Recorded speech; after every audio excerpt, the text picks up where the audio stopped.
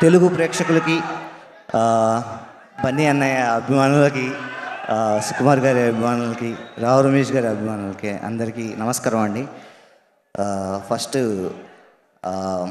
After first movie చాలా ఒక 6 months ఏం చేయాలో అర్థం కావట్లేదు, చాలా లోగా ఉన్నాను, పెద్దగా వర్క్ అవ్వలేదు అనేసి.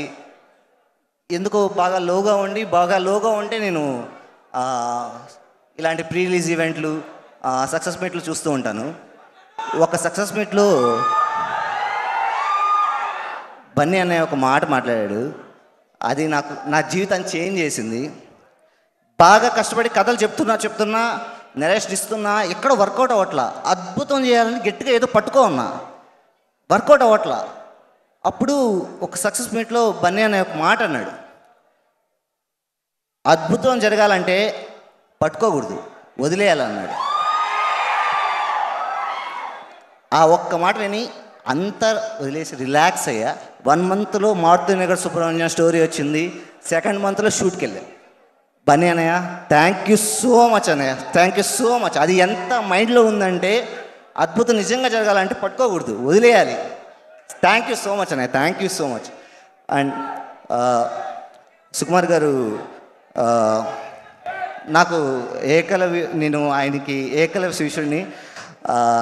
గురు సాక్షాత్ పరబ్రహ్మ అంటారు కదా, గురువు దేవుడు ఎందుకు అవుతాడు అనుకున్నాను. గురువు చదువు నేర్పిస్తాడు, ఎలా బతకాలని నేర్పిస్తాడు, జీవితాన్ని ఇవ్వడు కదా అనుకున్నాను.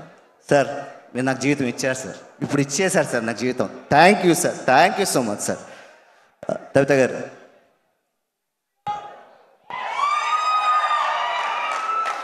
మీకు అవసరమే లేదండి.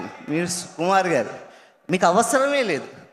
మీరు మాతో పాటు నడిచారు, కష్టపడ్డారు, ఇక్కడ వరకు తీసుకొచ్చారు. ఎలా చెప్పాలి మీ గురించి?